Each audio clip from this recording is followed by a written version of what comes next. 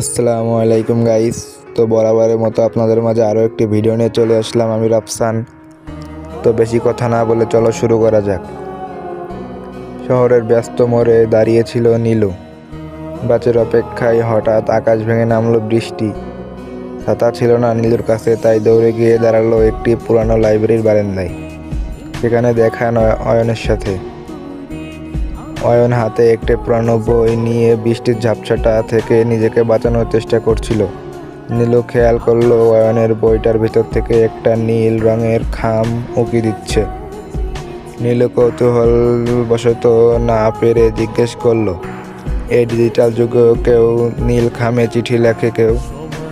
অয়ন একটু হেসে বলল, সব কথা তো আর টেক্সট মেসেজে বোঝানো যায় না। কিছু কথা কাগজে লিখে তার ঘ্রাণ থেকে যায়।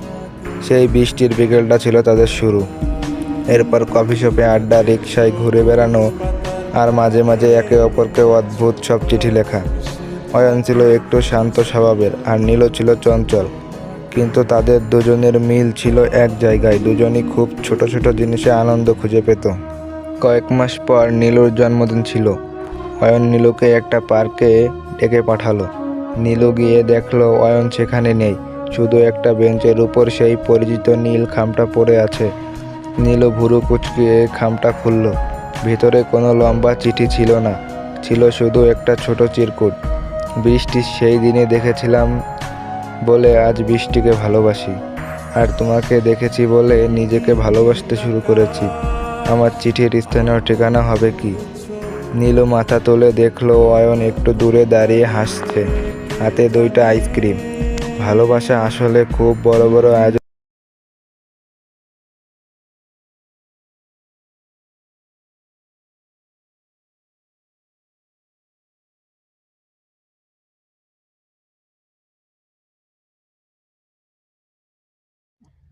চিলতে বারান্দায় একটা নীল খামে কিংবা প্রিয় মানুষের হাসিতে।